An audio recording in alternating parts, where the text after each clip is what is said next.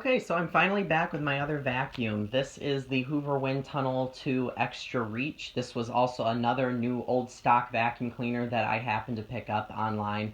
And I've always wanted one of these. Now that I have it, I still really like the vacuum, but I think something's wrong with it, and I'll get to that in a second.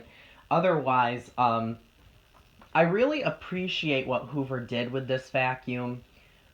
They really strived to do something different, something that they hadn't done before, um, and in a way, it was very different. They'd always done twin chamber baglesses, and this was their first crack at an alternative design to that.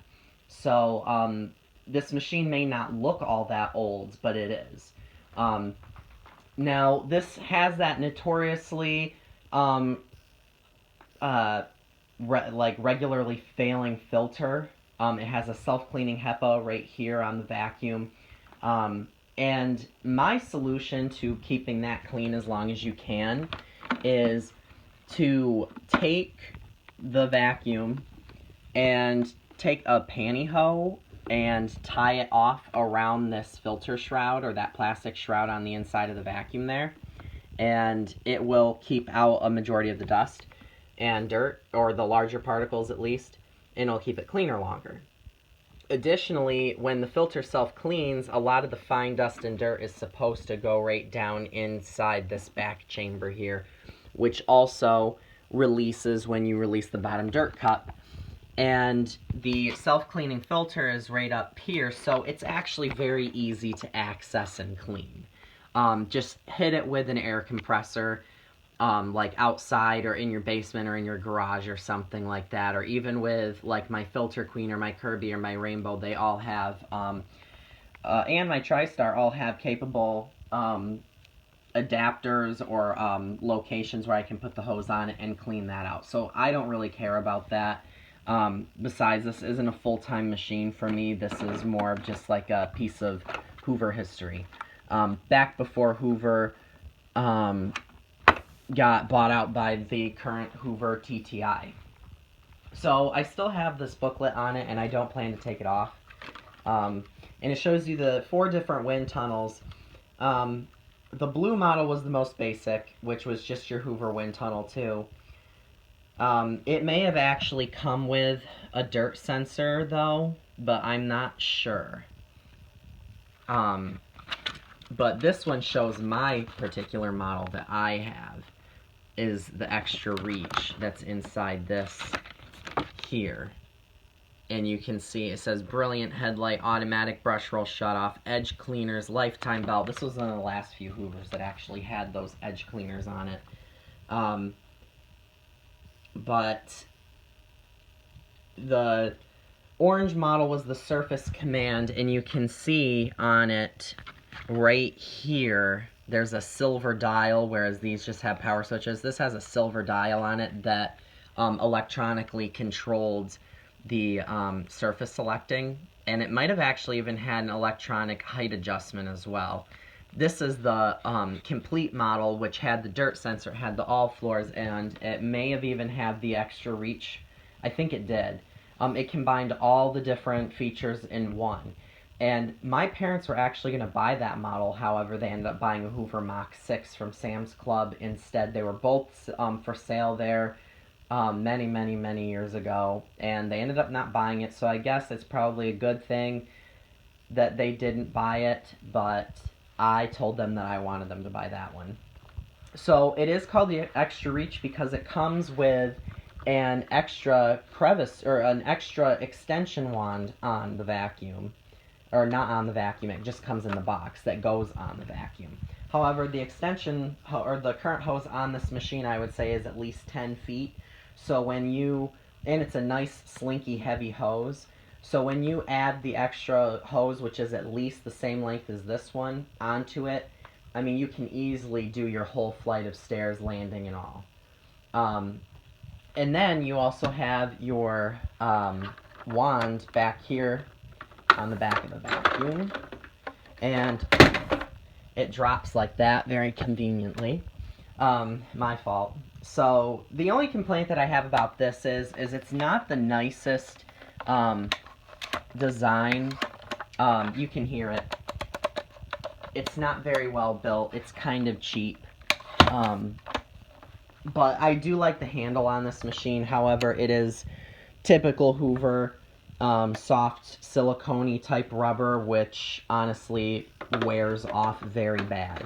That's what happened to our Mach 6. But it locks into place nicely, and you can use this as an adjustable handle. However, I always keep it on the lowest setting. And very similar to the Maytag M1200, this vacuum, or any of the Riccar machines that are like this, the Brilliance and the Radiance, or the Simplicity, Synchrony, and Synergy, it has like a magnetic hose thing here on the side of the vacuum, so it keeps the hose to the side of the vacuum without it flopping around. Your tools on this machine are very small, but it's actually the same size as the dusting brush that's on my other Hoover wind tunnel, the twin chamber, but it's, again, small. The upholstery tool is the same, and the crevice tool is the same. So it's the same as your self-propelled wind tunnel attachments. Power switch is located here. I don't like body-mounted power switches, but whatever. And then down here, you have your hard floor setting, which all it does is there's just this little, I don't know why my arm looks so hairy. I'm not, like, extremely hairy like that. There's like a little arm thing inside here that has a rolling wheel, or like a little wheel on it.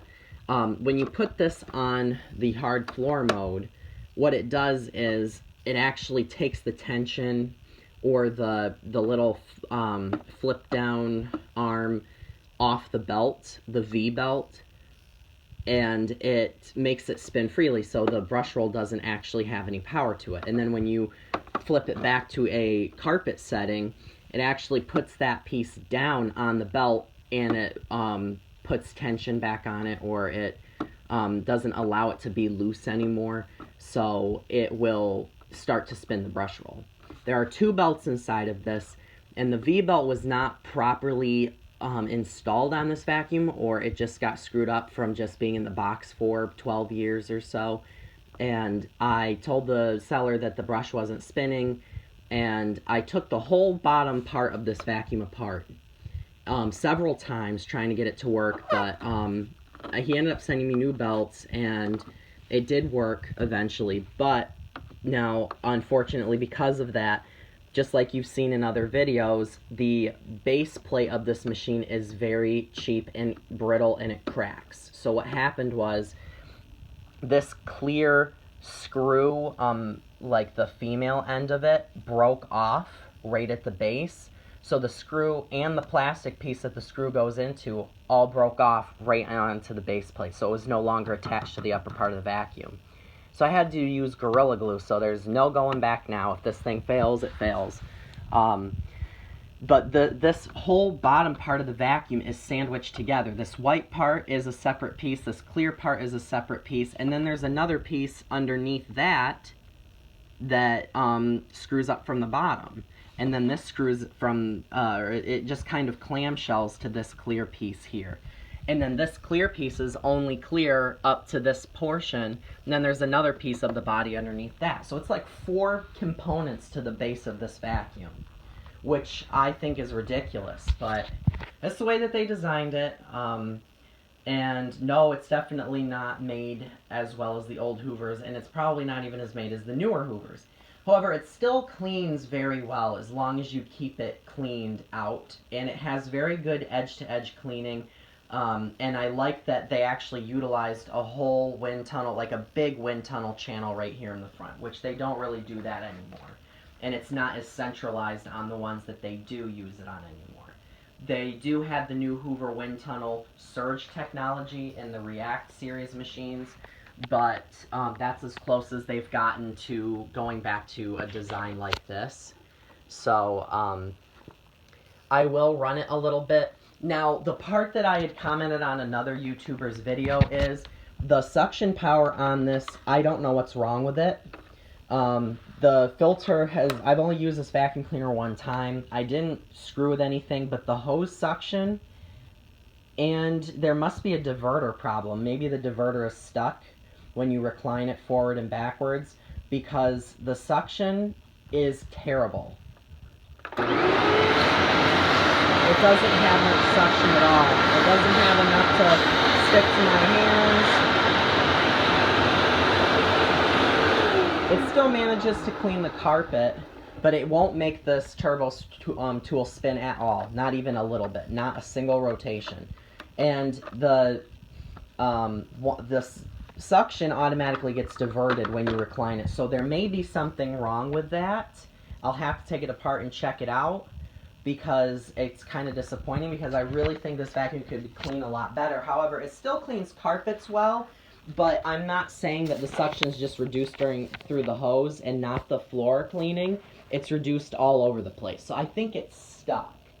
And suction's still getting through the hose when it's reclined to clean carpets and yada, yada, yada. So if anybody knows like a good way to fix that, please let me know, because I mean, this machine's brand new.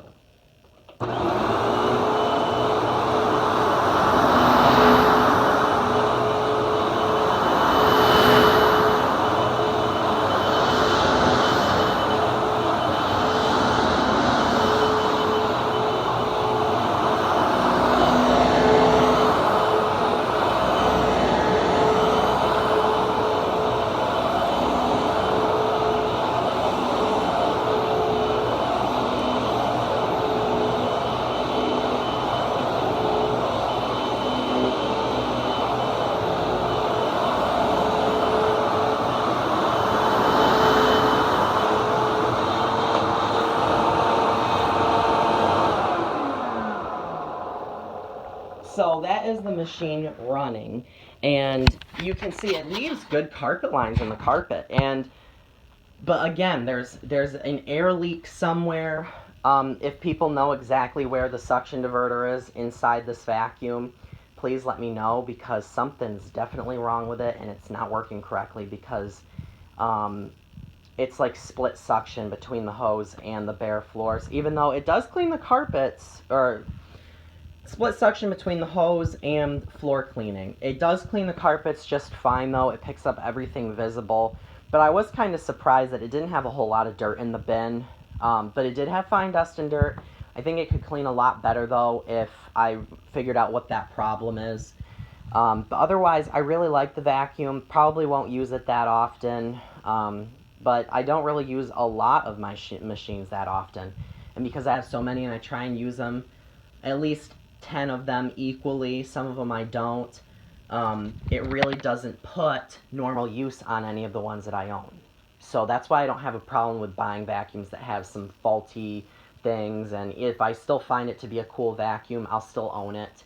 Just like the Auric Edge that I had. I did get rid of that because I just didn't like it, but those had a lot of complaints and failure rates on them, and I bought one anyway, because I knew that where somebody might use it every other day, with as many vacuums as I have that I use regularly, that'd probably get used maybe a dozen times a year. So, compared to several dozen. So, longevity-wise, I don't see that as a problem for me.